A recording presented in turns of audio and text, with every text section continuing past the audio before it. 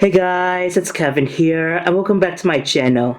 I'm sorry if I haven't been uploading any new videos for the past 2 weeks, especially since I'm still struggling through a lot of emotional issues, as well as being busy with other things.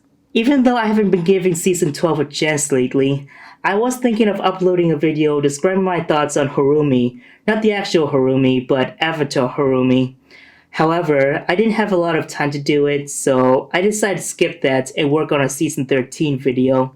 But today, I will be discussing the new plot leaks for Season 13 as well as the confirmation of Ko's mother's name. And let's get right into it.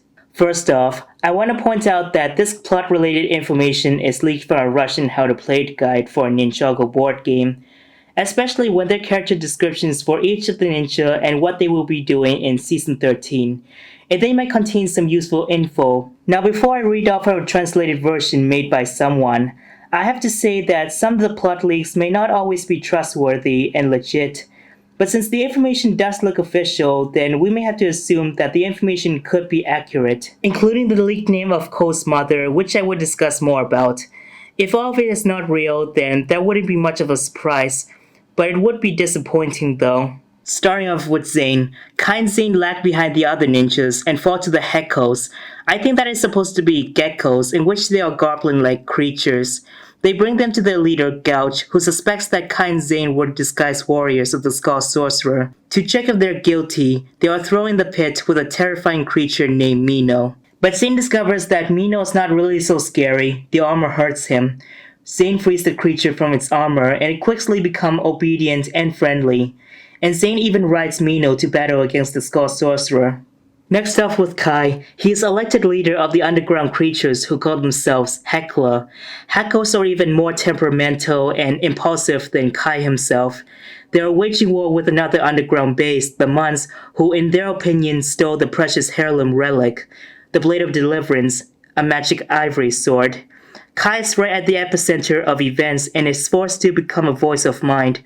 It is he who must help the races find a common language and combine them against the true enemy, the Skull Sorcerer. Okay then, it looks like there will be a waging war between the two tribes, and it looks like Kai will unite them to battle against the Skull Sorcerer.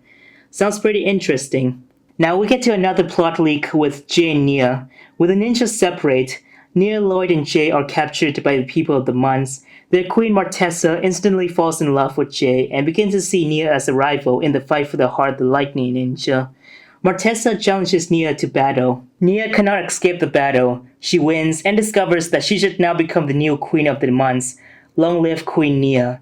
And Nia doesn't want to rule someone at all and understands that the queen's responsibilities are much more complicated than she thought at first. But Nia is very stubborn and hardworking, so she manages to combine the two warring tribes against the Skull Sorcerer. So it looks like Jay and Nia will be doing the same thing. They will meet up with Kai and help him unite the Heckles and the Mons to fight against the Skull Sorcerer. Lloyd had dealt with princesses already, for example, Princess Harumi, so he is suspicious of Princess Venia. He is convinced that she is deceiving a ninja and plotting betrayal, but this time Lloyd is wrong. Venia is a real princess and a true friend. Lloyd should cope with mistrust and forget about his suspicions. Really? Do we really need a spin-off of Lloyd having to deal with his trust issues from Season 11? It's really repetitive to have that kind of story, and I wouldn't want to see Lloyd to have another princess as a love interest. If it were up to me, then it should be Ko. And things will finally become more interesting as we move on to Ko. In the dungeons of Shintaro, Ko will have to face the demons of his past and fulfill a promise given to his mother Lily before she died. It happened when Ko was very young and he never reconciled with her. When Ko spoke the last time, he promised that she would be proud of him. In the battles of Mount Shintaro, Ko finds a chance to keep that promise. He learns about the legendary squall Spinjitzu and uses it to defeat the enemy that his mother once fought with. But first, he must become a full leader. To apply the flurry of Spinjitzu, Ko first has to lead the Martley, a group of needle type from the bowels of Mount Shintaro. About Ko's mother, it's pretty much been revealed that her name is Lily, and I find that to be a great name personally.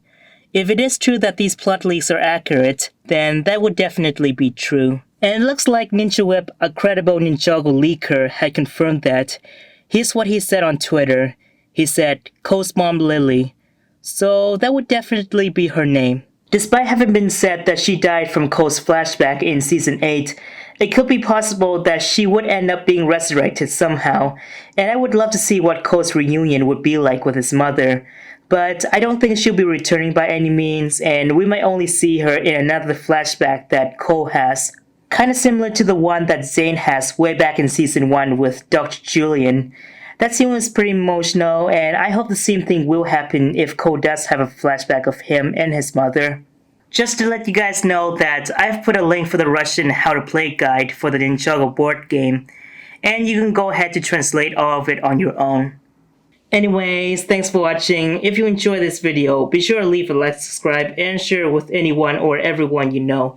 In the description, you'll find a link to my Twitter account, and you can let me know about your thoughts on Twitter.